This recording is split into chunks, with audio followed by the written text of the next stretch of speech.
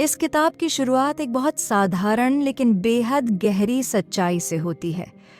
हम सभी अपनी जिंदगी में समय को नियंत्रित करने की कोशिश करते हैं। हम कैलेंडर भरते हैं, टू डू लिस्ट बनाते हैं, अलार्म सेट करते हैं, ऐप्स डाउनलोड करते हैं, पर फिर भी दिन के अंत में हमेशा यही लगता है कि कुछ भी पूरा नहीं हुआ। निराशा, थकान और एक अधूरेपन की भावना दिल में बस जाती है। लेकिन डेविड गदावी कहते हैं कि असल समस्या समय की कमी नहीं है। असली चुनौती हमारे मन की दिशा, मन की ऊर्जा और मन की लय को समझ न पाने में है। असली शक्ति टाइम मैनेजमेंट में नहीं, बल्कि माइंड मैनेजमेंट में है। किताब कहती है कि समय एक ऐसा तत्व है जिसे चाहे जितना मैनेज करने की कोशिश कर लो, वह हमेशा भागता रहेगा, बहता रहेगा। लेकिन आपका मन, आपका ध्यान, आपकी क्रिएटिविटी, आपका फोकस, आपकी मानसिक स्थिति, ये चीज़ें आपके नियंत्रण में आ सकती हैं अगर आप इन्हें समझें। यही वह पहला बड़ा बदलाव है जहां किताब हमें ले जाती है, समय से लड़ने की बजाय मन को समझने की ओर। हम अक्सर सोचते हैं कि यदि हम हर घंटे का ईमानदारी से उपयोग कर लें, हर मिनट को बांध लें, हर काम को एक निश्चित समय पर कर लें, तो सफलता अपने आप मिल जाएगी। लेकिन सच ये है कि इंसान कोई मशीन नहीं है। हम हर समय एक ही स्तर की ऊर्जा, एक ही स्तर की क्रिएटिविटी या एक ही स्तर का फोकस नहीं रख सकते। हमारे अंदर कभी ऊर्जा का उफान आता है तो कभी गहरी शांति की इच्छा। कभी मन एकदम साफ होता है और नई सोचें जन्म लेती हैं, तो कभी दिमाग एकदम धुंधला हो जाता है। ऐसी स्थिति में समय को बांधना हमें और अधिक तनाव में डाल देता है। गदावी कहते हैं, समय को मैनेज करना आसान है, लेकिन मन को समझना और उसकी दिशा को उपयोग में लेना ही असली कला है।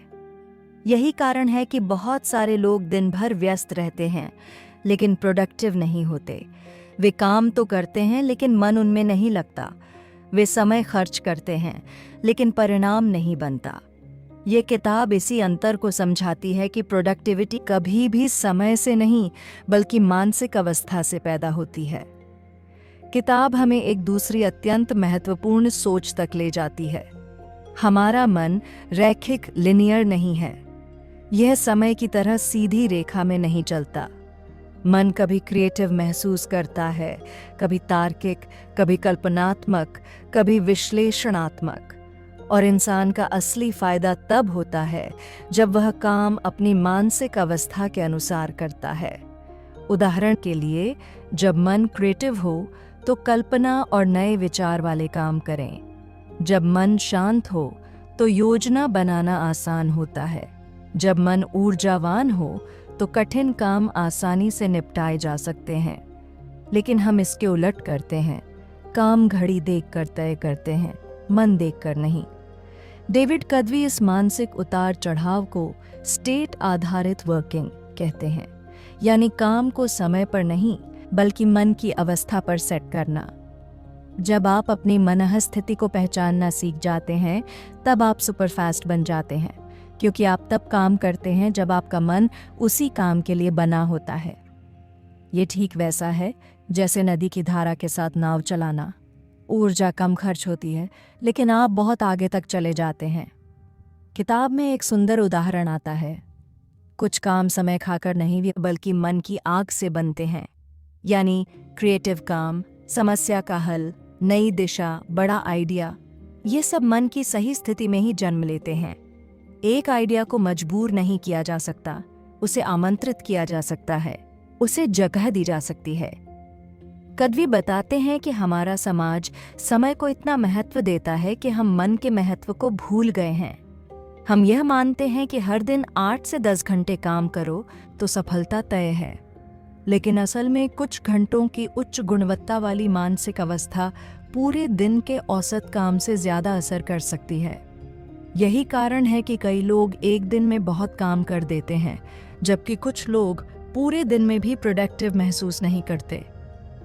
इस किताब में बताया गया है कि क्रिएटिविटी किसी अलार्म से शुरू नहीं होती, प्रेरणा किसी कैलेंडर इनवाइट से नहीं आती, ध्यान किसी नोटिफिकेशन से पैदा नहीं होता। यह सब एक ऐसे मन से आता है जो स्वतंत्र हो, शांति में हो और अपनी सही अवस्था में हो। इसलिए माइंड मैनेजमेंट हमें यह विश्वास दिलाता है कि सबसे पहले मन को तैयार किया जाए ताकि काम आसान, हल्का और स्वाभाविक लगे। किसी भी चीज को बनाने के लिए मन को जगह चाहिए। हम जब लगातार खुद को व्यस्त रखते हैं, दूसरे लोगों की प्राथमिकताओं में फंस जाते हैं, सोशल मीडिया पर स्क्रॉल करते रहते हैं, दिमाग को बिना रुके दबाव में रखते हैं, तो मन के पास क्रिएटिव होने का समय ही नहीं बचता। कद्वी इसे साइकिक बजट कहते हैं, यानी आपके मन की ऊर्जा की एक सीमा होती है।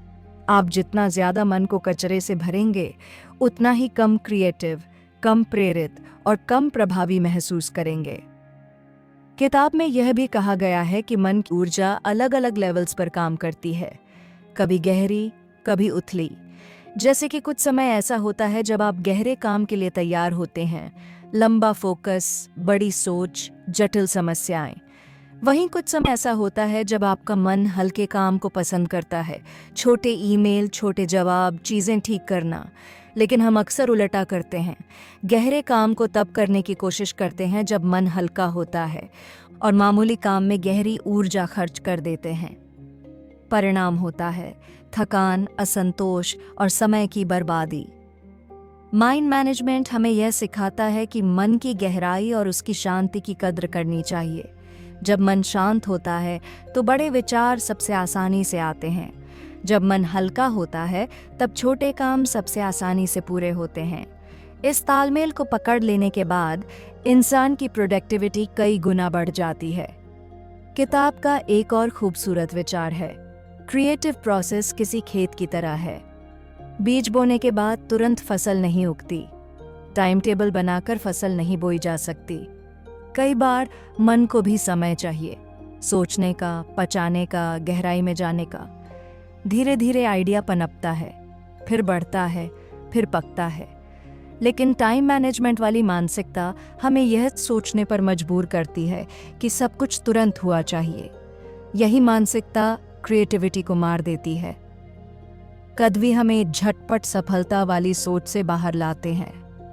वे बताते हैं कि मन को एक लय चाहिए, एक रिद्म चाहिए, और जब यह लय बन जाती है तब आप कम समय में बहुत बड़ी चीज़ें कर लेते हैं।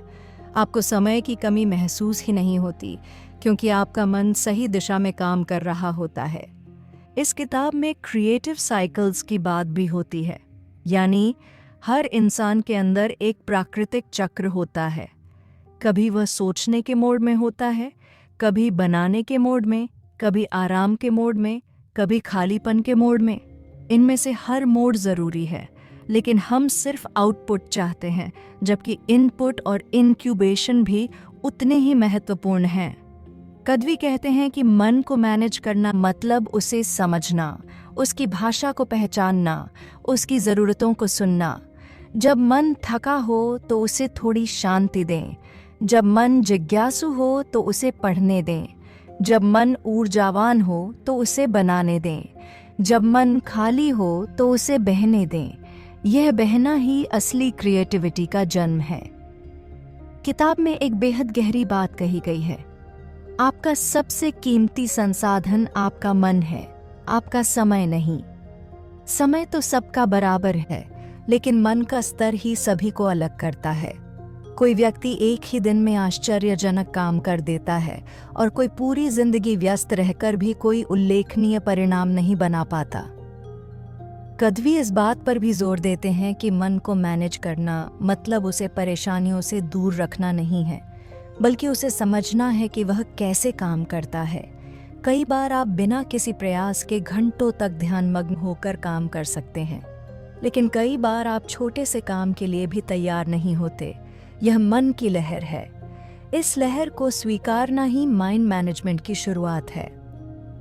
किताब का एक हिस्सा यह भी बताता है कि भविष्य उन लोगों का है जो क्रिएटिव हैं, जो नई सोच ला सकते हैं, जो मन को उपयोग में ला सकते हैं। ऐसे में टाइम मैनेजमेंट पुराना मॉडल है, एक औद्योगिक युग की सोच। माइंड मैनेजमेंट वह मॉडल है जो आधुनिक दुनिया के लिए बना है, एक ऐसी दुनिया जहां क्रिएटिविटी, इनोवेशन और मानसिक स्वतंत्रता ही असली पूंजी है।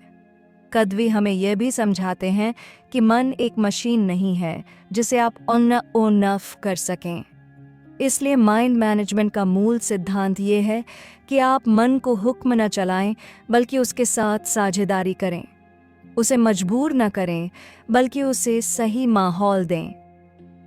अगर आप अपने मन को जगह देते हैं, खाली समय, शांत माहौल, गहरी सांसें, प्रकृति, पढ़ना, संगीत, आराम, तो वह तेजी से काम करता है, जैसे पौधा खुली हवा और पानी से फलता है।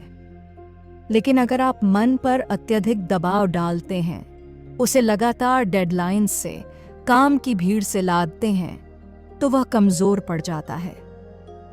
इस किताब का पूरा सार एक ही सरल बात में समाता है: अपने मन को समझो, उसकी लय को पहचानो और उसके साथ मिलकर काम करो। यही माइंड मैनेजमेंट है। और जब आप ऐसा करते हैं तो समय आपके पीछे भागने लगता है, क्योंकि आप मन की शक्ति से काम कर रहे होते हैं, न कि घड़ी की सुई से।